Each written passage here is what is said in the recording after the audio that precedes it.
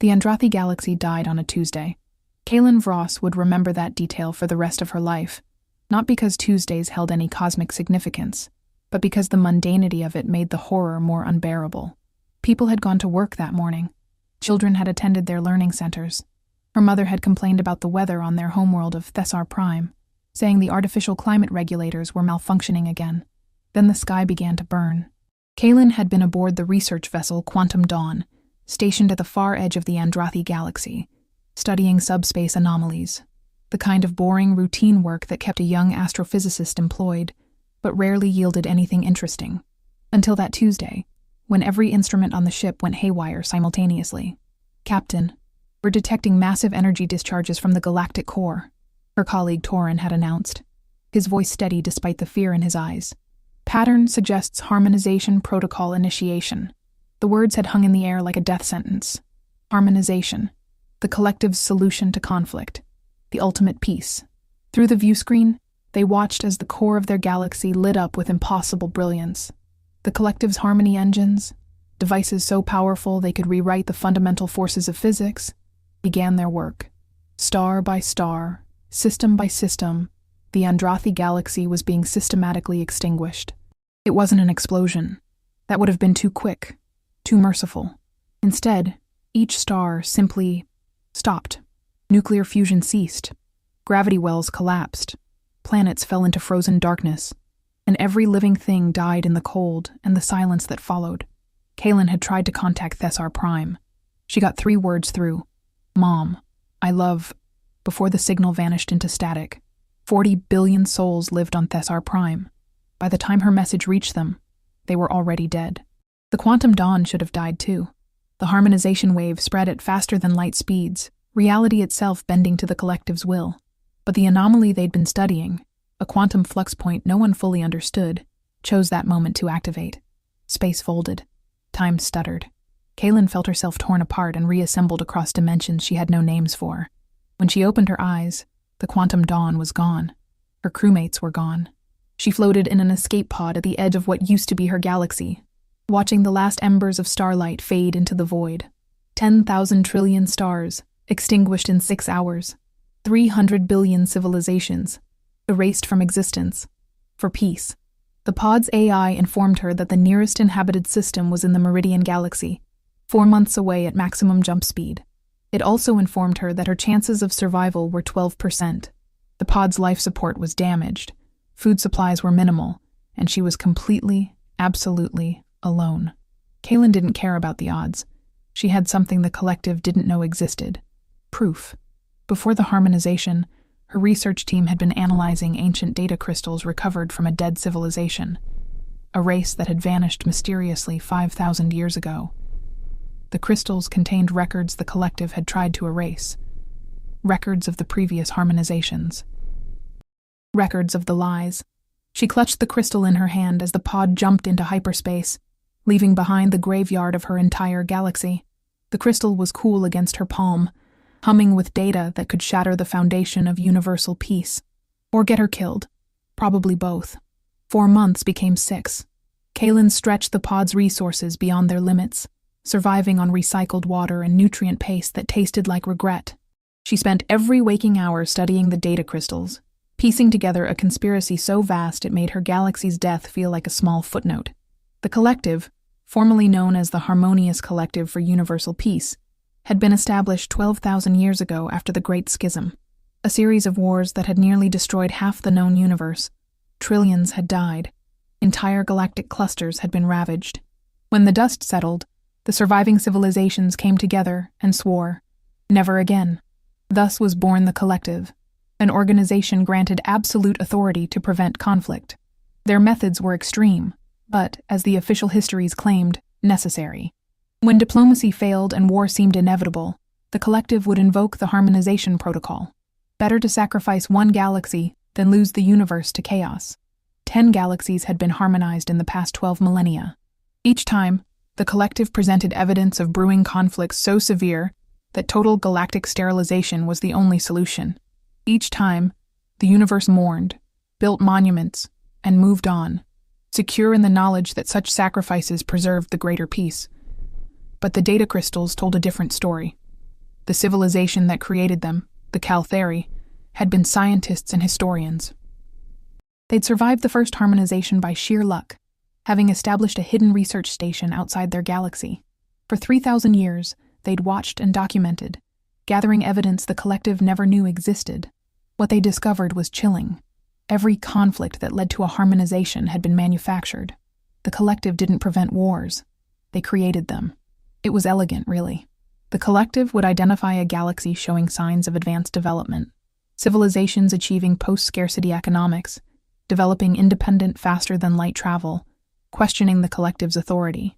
Then, through a network of deep-cover agents, they would engineer crises, assassinate diplomats, fund extremist groups, sabotage peace talks, create the appearance of inevitable war. Once the conflict reached critical mass, the collective would arrive as concerned peacekeepers. They would offer mediation, which would conveniently fail. Then, with great reluctance and ceremony, they would invoke the Harmonization Protocol. The galaxy would die, and the collective would emerge as tragic heroes who made the hard choice for the greater good. Why? Kaelen had wondered, reading through records of 10 systematic genocides. Why kill galaxies to maintain peace? The answer came in the final crystal, and it made her blood run cold. Control. The collective didn't want peace. They wanted dominance. Every harmonization served as a reminder to the surviving galaxies. Don't get too powerful. Don't question too much. Don't threaten the established order. Stay dependent. Stay obedient. Stay afraid. And it was working. Civilizations that might have challenged the collective's authority instead offered tribute and unwavering loyalty. Technological development was carefully monitored and controlled. Independent thought was dangerous. The entire universe had been domesticated through selective extinction and propaganda. The Kalthari had tried to expose this truth. They'd gathered their evidence, prepared their revelation, and reached out to sympathetic civilizations. But someone had betrayed them. The collective learned of their investigation and manufactured a conflict in the Kalthari's galaxy. The second harmonization claimed them before they could speak. But they'd hidden copies of their research, scattering data crystals across the universe in the desperate hope that someday someone would find them and finish what they started.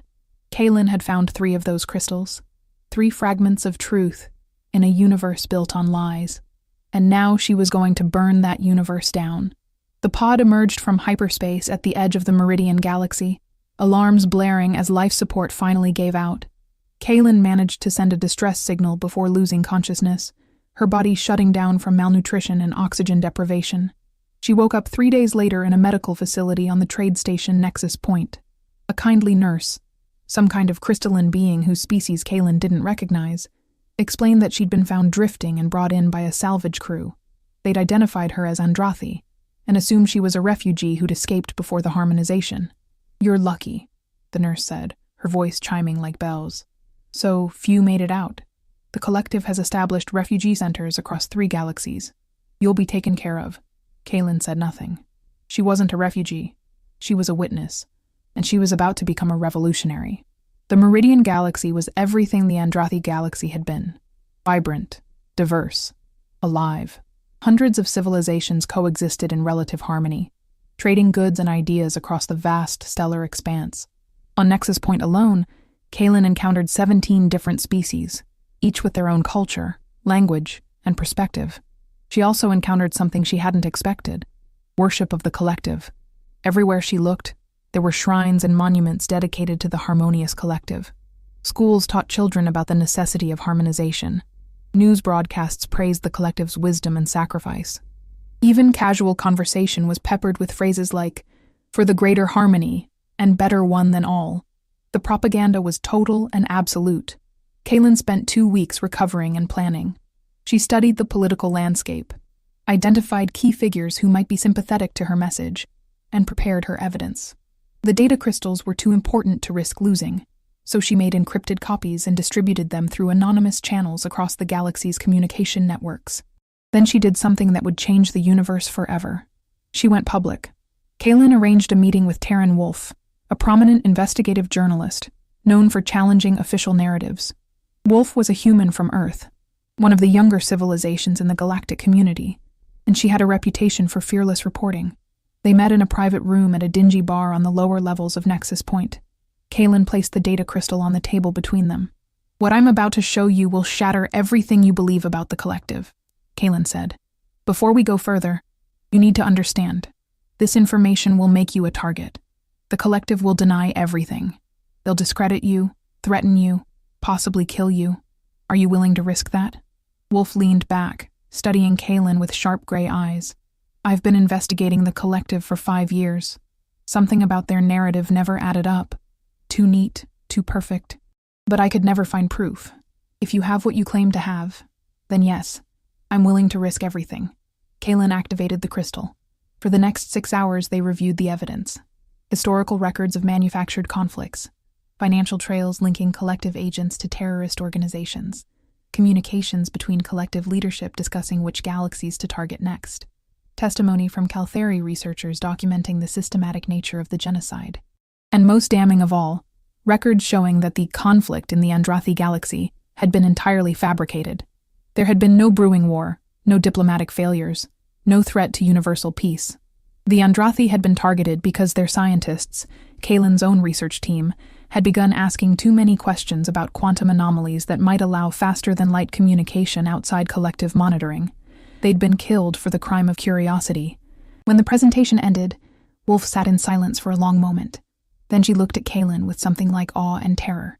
"If this gets out, it will start a war," Wolf said quietly. "Good," Kaelen replied. "A real war, not a manufactured one. A war for truth and justice and the right to exist without living under the threat of extinction. The collective has kept the universe peaceful by holding genocide over everyone's heads. That's not peace. That's terrorism. You'll be hunted. They'll call you a terrorist, a liar, a madwoman. I'm already dead. My galaxy is gone. My family is gone. My entire civilization is gone. I'm a ghost with nothing left to lose and everything to avenge." Kaelen's voice was steady, hard as diamond. "The question is, will you help me haunt them?" Wolf smiled, a fierce expression that promised trouble. "Let's burn their lies to the ground." The story broke 3 days later across every major news network in the Meridian Galaxy. Wolf's investigative report was exhaustive, presenting the evidence from the data crystals alongside her own research. She'd verified the authenticity of the records, cross-referenced historical data, and even interviewed former collective employees who confirmed suspicious patterns. The headline was simple and devastating. "The collective's lie. 10 galaxies murdered for control." The response was immediate and explosive. Half the galaxy refused to believe it. The collective had spent 12,000 years building trust and authority. People had been raised on stories of the collective's wisdom and sacrifice. To accept Wolf's report meant accepting that the foundation of universal peace was built on genocide and lies. The cognitive dissonance was too much for many. They called it fake news, conspiracy theory, enemy propaganda. Protests erupted demanding Wolf's arrest for sedition. Government officials condemned the report as dangerous misinformation that threatened galactic stability, but the other half of the galaxy believed. They'd always had doubts, always felt something was wrong about the harmonizations. The story gave voice to their suspicions and evidence to their fears. Protests erupted across hundreds of worlds, demanding answers from the collective. Civil rights groups called for independent investigations. Scientists began analyzing the data crystals and confirming their authenticity. The collective's response was swift and predictable. They released an official statement denying all allegations. The data crystals were sophisticated forgeries created by enemies of peace. Kaelen Vross was a mentally unstable survivor, suffering from trauma-induced delusions. Taryn Wolf was an irresponsible journalist, chasing conspiracy theories for profit and fame. They called for calm and unity in the face of divisive misinformation. They also quietly issued a warrant for Kaelen's arrest on charges of terrorism and inciting galactic unrest. Kaelen had expected this. She'd gone into hiding before the story broke, moving between safe houses provided by sympathetic activists. The data crystals were already distributed too widely to suppress. Millions of copies existed across thousands of worlds. The collective couldn't erase the evidence, but they could erase her. What Kaelen hadn't expected was how quickly the resistance would organize. Within weeks, a network of activists, scientists, journalists, and ordinary citizens had formed across the Meridian Galaxy. They called themselves the Witnesses, dedicated to investigating the truth about the harmonizations and holding the collective accountable. They smuggled Kaelen between safe houses, provided resources for her continued investigation, and amplified her message across the galaxy. She became a symbol, the lone survivor, the ghost of the Andrathi Galaxy, the woman who dared to speak truth to power. But symbols make excellent targets. The assassination attempt came on a cold night on Viridian 7, a mining colony where Kaelen had been scheduled to speak at an underground gathering of witnesses. She'd just finished describing the final moments of the Andrathi Galaxy to a crowd of 200 when the explosions started. Collective agents had found her. The room erupted in chaos. People screamed and ran as armed operatives poured through the entrances. Kaelen's security team, volunteers who'd sworn to protect her, formed a defensive line, buying her seconds to escape. Those seconds cost them their lives. Kaelen fled through service tunnels, her heart pounding, gunfire echoing behind her. She'd known this was coming. She'd known the collective would eventually send killers, but knowing didn't make it easier when people died for her, because of her, in service of a truth that might never be accepted. She made it to an emergency transport and escaped off-world, but the attack had accomplished its purpose. 7 witnesses were killed in the assault. Dozens more were arrested. The collective's message was clear: challenge us and die. But they'd made a mistake. By attacking Kaelen so publicly, by killing peaceful protesters, the collective had revealed their true nature. The mask of benevolent peacekeepers had slipped, and people had seen the violence underneath. The witnesses didn't scatter. They multiplied. Over the next 6 months, the movement spread to 3 more galaxies. Independent investigations confirmed the authenticity of the data crystals. Former collective agents came forward with their own testimonies, describing the systematic manufacture of conflicts. Economic analysts traced financial patterns showing how the collective profited from harmonizations by seizing assets from destroyed galaxies. The truth was becoming undeniable, and the collective was losing control. Then came the announcement that changed everything. The collective's High Council declared that the Ageless Galaxy, home to 200 billion souls, had descended into irreversible conflict. Diplomatic solutions had failed. War was imminent, and would inevitably spread to neighboring regions. The Harmonization Protocol had been invoked. The 11th galaxy would die in 30 days. Kaelen stood before a holographic map of the Ageless Galaxy, studying the swirling spiral of stars that would soon be reduced to darkness. Around her, the leadership of the witnesses had gathered in a hidden command center on the asteroid station Sanctuary. They represented dozens of civilizations, hundreds of worlds, all united by a single desperate goal: stop the harmonization. "They're accelerating the timeline," said Commander Jax Foren, a military defector who'd brought a small fleet of warships to the witnesses' cause. Usually the harmonization process takes months of diplomatic theater. This time they're rushing it through. They want to prove they're still in control. Or they want to silence the Calyx before they can be investigated, Terran Wolf added. "My sources in the Calyx report no evidence of the conflict the collective claims exists. It's fabrication, just like the others." Kaelen nodded, her eyes never leaving the map. 200 billion people, millions of worlds, an entire galaxy about to be murdered as a demonstration of power. She couldn't let it happen.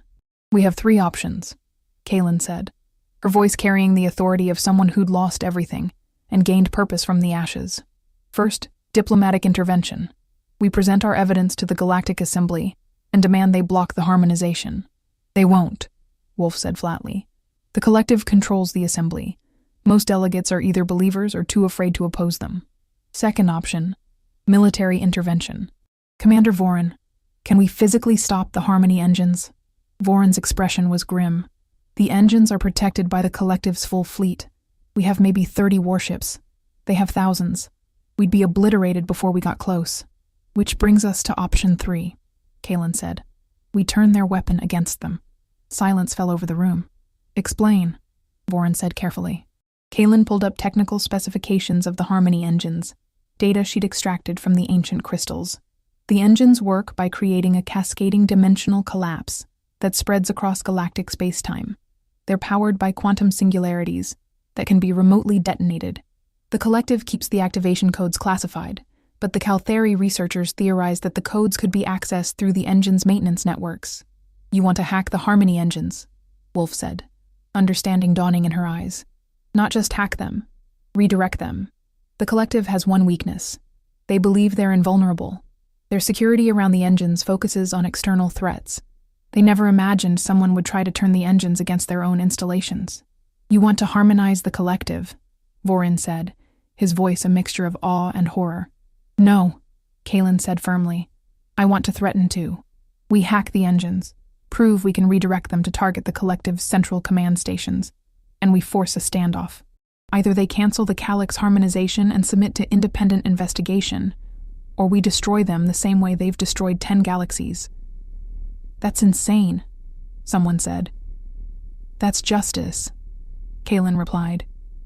"They've held the universe hostage with a threat of extinction for 12,000 years. It's time they understood what that fear feels like." The plan was desperate and dangerous, requiring infiltration of the most secure facilities in the universe. Half the people in the room thought it was suicide. The other half thought it might actually work. In the end, they voted unanimously to try. The infiltration team consisted of 12 people, each selected for their unique skills. Kaelen led them personally.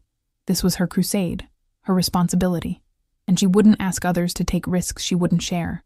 They arrived at the Harmony engine station disguised as maintenance contractors, using forged credentials provided by sympathetic collective insiders.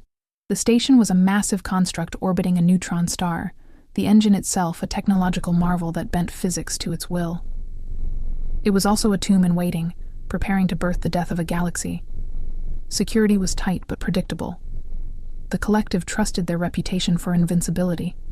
They'd protected against external attacks but never imagined internal sabotage. Kaelen's team moved through the facility with practiced efficiency, planting access nodes and bypassing security protocols. It took 6 hours to reach the engine's central control matrix. 6 hours of holding their breath, expecting alarms at any moment. When they finally accessed the control systems, Kaelen felt a surge of something between triumph and terror. She was looking at the controls that had murdered 10 galaxies. "Beginning code extraction," said Lyra, their tech specialist, her fingers dancing across holographic interfaces. "This will take time. The security is layered deeper than we anticipated." Time was something they didn't have. The harmonization was scheduled to begin in 8 hours. For 3 agonizing hours, they worked in silence, broken only by Lyra's updates and the distant hum of the engine charging for its terrible purpose. Kaelen found herself thinking about her mother, her friends, her world. All gone. All dead. All sacrificed for a lie. Not again. Never again. "Got it," Lyra finally announced. "I have the activation codes and protocol access. We can redirect the engine targeting parameters." "Do it," Kaelen ordered. "Target the collective's high council chambers on Station Unity. Prepare the dimensional collapse sequence, but don't activate yet. We need them to know we have the gun pointed at their head before we pull the trigger." "Kaelen," Vorin's voice crackled through her communicator from their ship. "We're detecting collective security forces converging on your location. Someone triggered an alarm. You have maybe 10 minutes before they breach the facility." "Of course. It couldn't be that easy." "Lyra, how long until you can transmit proof of our control to the Galactic Assembly?" 2 minutes for the transmission package to compile. Then instantaneous broadcast across all major communication networks. "Do it. Everyone else defensive positions. We hold this room until that transmission goes out." The next 2 minutes stretched into eternity. Kaelen's team barricaded the entrance, checking weapons they'd hoped not to use. Outside, they could hear the security forces approaching. Heavy boots on metal floors. Orders being shouted in the collective's authoritarian tones. "Transmission ready," Lyra announced. "Send it." Across the universe, on billions of worlds, to trillions of people, the message appeared simultaneously on every screen, every communication device, every public display. It was simple, direct, and undeniable. "We are the witnesses. We have taken control of Harmony Engine 7. We have the ability to redirect its dimensional collapse to target collective facilities, including Station Unity and High Council chambers. The evidence of the collective's crimes is appended to this transmission. The choice is simple. Cancel the Galaxy harmonization immediately and submit to independent investigation, or experience the same extinction you have inflicted on 10 galaxies. You have 6 hours to respond. The age of genocide disguised as peace is over." The message included full technical readouts proving they had control of the engine, along with a comprehensive data dump of evidence about the collective's crimes. There was no room for denial, no space for spin. The universe held its breath. Then the door exploded inward, and the shooting started. Kaelen's team held the control room for 4 hours. 4 hours of desperate fighting against overwhelming odds. 4 hours of watching friends die defending a truth that might change the universe. 4 hours wondering if it would be enough. Commander Voron's fleet engaged the collective forces around the station, buying them time with blood and sacrifice. Ships exploded in silent fury. Weapons fire lit up the void. People died by the hundreds, by the thousands, all for the chance to force the collective to choose between accountability and annihilation. Inside the control room, Kaelen fought alongside her team, defending the systems that gave them leverage. Lyra stayed at the controls, maintaining their grip on the engine, despite increasingly sophisticated attempts to override their hack. 3 hours in, Kaelen took a round to the shoulder. The pain was distant, unimportant. She kept fighting. 4 hours in, only 5 members of the infiltration team were still alive. The collective forces had breached the outer defenses and were advancing through the facility's corridors. "Kaelen," Lyra said, her voice strained. "They're attempting a hard reset of the engine. If they succeed, we lose control. How long can you hold them off? Maybe an hour, maybe less. Then we wait." Time crawled. The Galactic Assembly had convened an emergency session. Across the universe, people were taking to the streets in the largest demonstrations in recorded history. Some demanded the collective cancel the harmonization. Others demanded the witnesses stand down. Everyone waited to see if the universe would tear itself apart. With 30 minutes left on the ultimatum, the collective's response arrived. High Chancellor Varix herself appeared on every screen, her face a mask of controlled fury.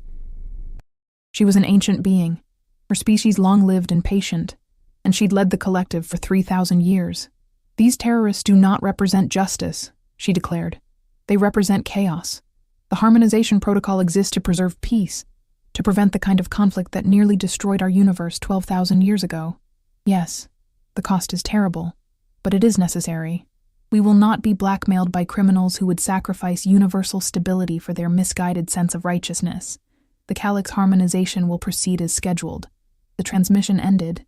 Kaelen closed her eyes, feeling the weight of the decision before her. She'd hoped they would back down. She'd hoped the threat alone would be enough. But the collective had called her bluff, betting that she wouldn't actually commit genocide to stop genocide. They were wrong. "Lyra," Kaelen said quietly, "activate the dimensional collapse. Target Station Unity." "Kaelen, that station has 500,000 people on it. Most of them are civilians, support staff, families. I know. And the Ageless Galaxy has 200 billion people who are just as innocent. This is the language the collective understands. If we don't follow through, everyone we've lost died for nothing, and the harmonization continues. There has to be another way. There isn't. Not anymore. They've made their choice. Now we make ours." Kaelen's voice was steady, but tears streamed down her face. "I'm sorry. I'm so sorry. But we can't let them do this again." Lyra's hands trembled over the controls. Then a new voice cut through the tension. "Stand down, witnesses. This is Captain Torvin Blackwood of the Collective Security Fleet. We are prepared to offer terms." Kaelen and Lyra exchanged glances. "You have my attention, Captain," Kaelen replied. "High Chancellor Varix's statement does not represent the unanimous position of the collective leadership. Several of us have reviewed your evidence and believe it warrants investigation. We are prepared to delay the Calyx harmonization for 90 days to allow for independent review. In exchange, you release control of the Harmony engine and submit to arrest. You'll face trial, but I give you my word it will be fair and public." "Your word means nothing," Kaelen said. "The collective's word means nothing. Then consider this. My fleet is standing down. We are not advancing on your position. The forces inside the station have been ordered to cease fire. If you activate that engine, you'll be killing people who are trying to help you. Is that the justice you're fighting for?" Kaelen looked at the tactical display. Blackwood was telling the truth. The collective forces had stopped their assault. Outside the station, his fleet had powered down weapons and was maintaining a neutral position. It could be a trick. Probably was a trick. But if there was even a chance... 90 days, Kaelen said. Full independent investigation with transparent results. Representatives from every galaxy participate in the review. All evidence is made public. And the Calyx harmonization is cancelled permanently, not just delayed. A long pause. "Agreed," Blackwood finally replied. "You have my word." "For what it's worth." Kaelen looked at Lyra. at the few remaining members of her team. They'd fought so hard, lost so much. Backing down now felt like betrayal of everyone who died to get them here. But activating the engine would make her exactly what the collective claimed she was: a terrorist willing to murder innocents for her cause. "Release control of the engine," Kaelen said, "but maintain our backup access. If they break this agreement, we'll be ready." Lyra complied, her relief evident. Kaelen activated her communicator. "Captain Blackwood, we're standing down. But know this, we'll be watching. We'll always be watching. If the collective breaks this agreement, if they harm a single person in the Kaelen Galaxy, if they try to cover up their crimes, we'll reveal everything we know, and the universe will turn against you. The age of unquestioned authority is over." "Understood," Blackwood replied. "For what it's worth, Vross, I hope you're right. About all of it." The trial of Kaelen Vross lasted 6 months and was broadcast to every corner of the universe. The evidence was presented in exhaustive detail. Former collective agents testified about manufactured conflicts. Scientists analyzed the data crystals and confirmed their authenticity. Historians traced the pattern of harmonizations and identified the systematic targeting of independent-minded civilizations. The verdict was unanimous. The collective had committed 10 acts of genocide under the guise of peacekeeping. High Chancellor Varix and 17 other senior leaders were convicted of crimes against sapient life. The Harmonization Protocol was permanently banned. The Harmony engines were dismantled under international supervision. As for Kaelen, she was acquitted of all charges. The court ruled that her actions, while extreme, were justified given the imminent threat to the Ageless Galaxy and the collective's refusal to entertain peaceful alternatives. She became, against her will, the most famous person in the universe. People called her a hero, a revolutionary, a symbol of justice. They wrote songs about her, built monuments, used her story to teach children about standing up for truth. Kaelen hated all of it. She wasn't a hero. She was a survivor who'd done what needed to be done. She'd been willing to kill 500,000 people to stop a genocide, and that burden would haunt her forever. The fact that she hadn't had to follow through didn't absolve her of the intention. But maybe that was the point. Maybe real justice was messy and complicated, and carried costs that could never be fully repaid. She returned to the Andrathi Galaxy, or what was left of it. The stars were still dark, the world still dead. But life, as she'd learned, was stubborn. Already terraforming ships were arriving, volunteers from 100 worlds coming to help resurrect what the collective had killed. It would take generations, maybe millennia, but the Andrathi Galaxy would live again. Kaelen stood on the surface of what had been Thesser Prime, looking up at the artificial lights the terraformers had installed. Not stars yet, not suns, but light in the darkness. Taryn Wolf found her there, the journalist-turned-friend who'd helped start the revolution. "They're forming a new Galactic Council," Wolf said. "Democratic, transparent, accountable. They want you to be on it. They say the universe needs your voice. The universe needs people who aren't traumatized ghosts obsessed with revenge," Kaelen replied. "Maybe. Or maybe it needs someone who understands the price of lies and the value of truth. Someone who knows that peace isn't the absence of conflict. It's the presence of justice." Kaelen was quiet for a long moment, watching the lights. "I'll think about it," she finally said. They stood together in comfortable silence, 2 women who'd changed the universe and were still figuring out what that meant. Above them, a real star ignited, the first of the new suns being lit by the terraforming teams. A tiny point of light in the vast darkness. Then another, and another. The Andrathi Galaxy was being reborn. Kaelen smiled, the first real smile in a year. Maybe there was hope after all. Maybe destroying a lie was the first step toward building a truth. Maybe the universe could learn to be better. She'd lost everything to make this moment possible. Her family, her world, her innocence. She'd been willing to become a monster to stop monsters.